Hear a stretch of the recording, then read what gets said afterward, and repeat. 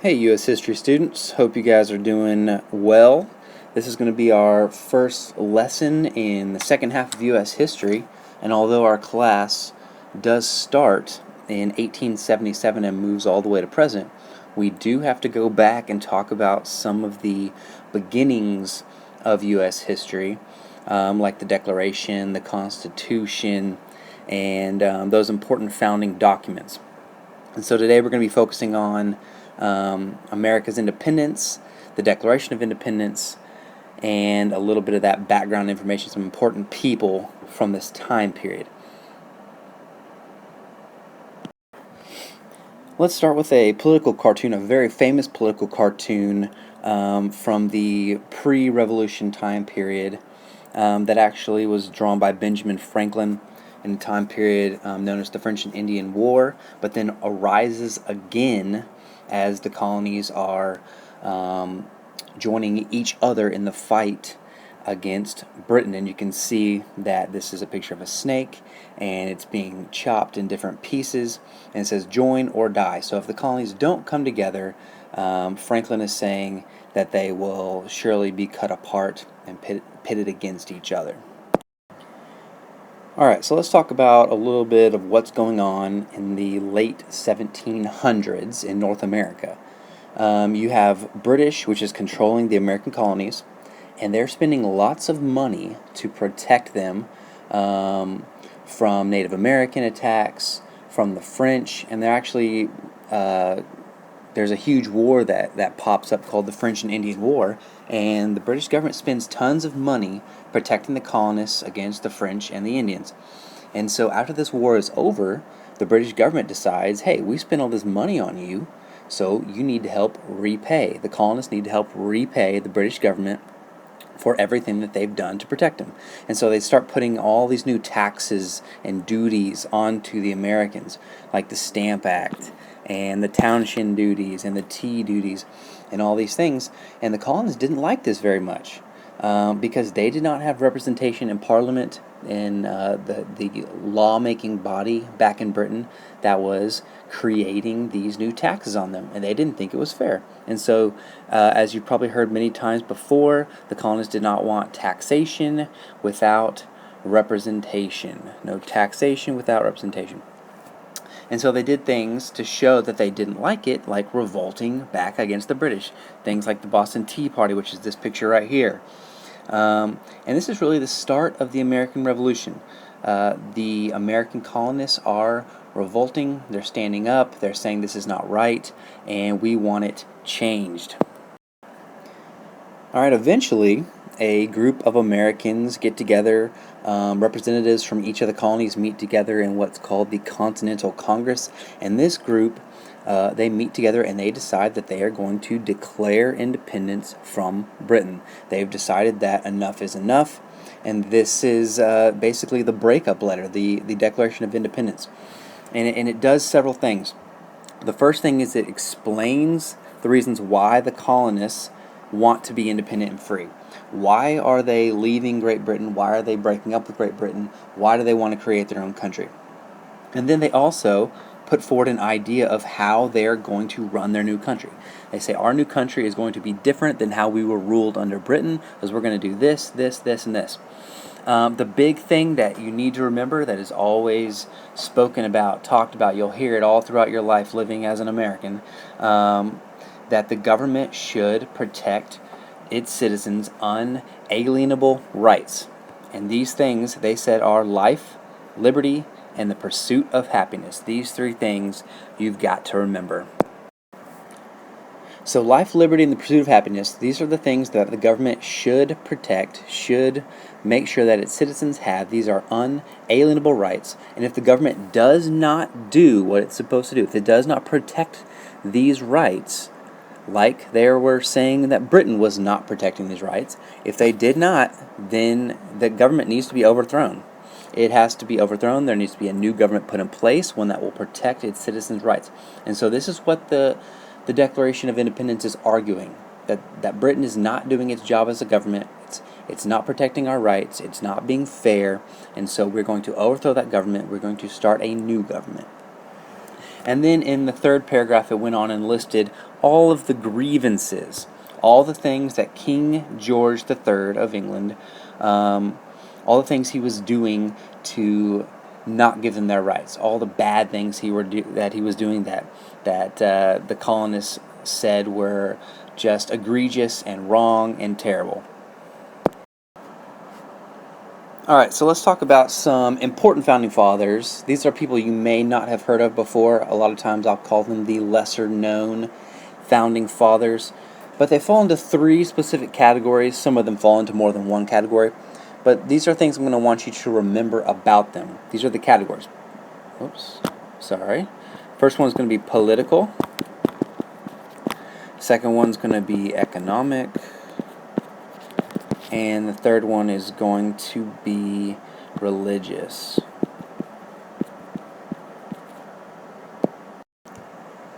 So the first guy we're going to look at his name is Jonathan Trumbull Sr.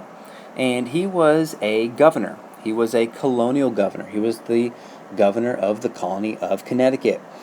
And once the Revolution started, the British really wanted to try to get the support of their governors to try to quell the rebellion, to try to make sure that they could take on the colonists. And Trumbull, being the governor of Connecticut, he refused to help the British.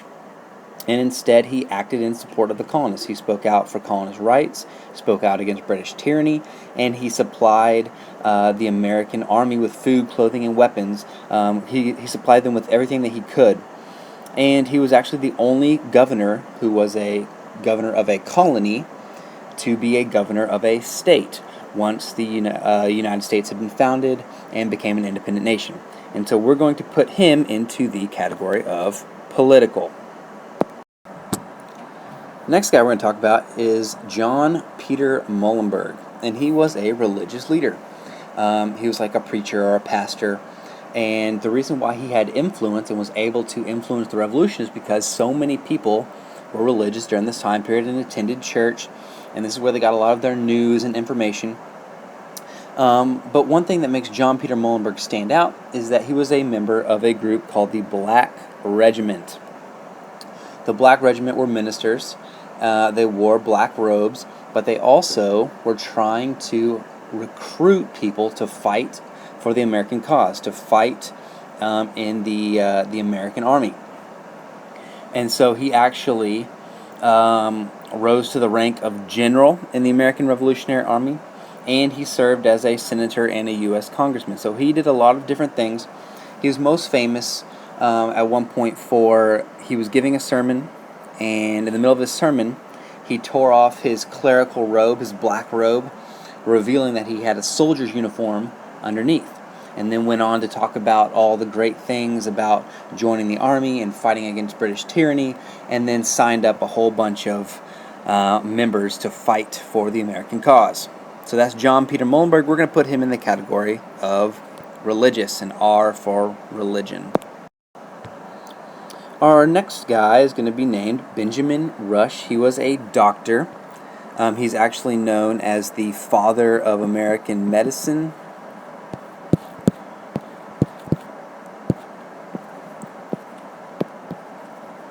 That's going to be important to remember. He opposed slavery. He wanted to use the Bible everywhere that it could be used as a textbook. And he felt that the United States was part of God's design and God's work, and that this was his will to have a United States of America where they would be a religious country. And so we're going to put him in the religious category for our purposes. John Hancock is a guy you probably have heard his name, might know a little bit about him. He's a little more known than some of the other guys that we've been talking about today. But his big contributions was president of the Second Continental Congress. So he was actually a political leader, Continental Congress. But he was also very wealthy. And he used his wealth to support the revolution. Spent lots of money helping the revolution. So we're going to put an E here for economic as well.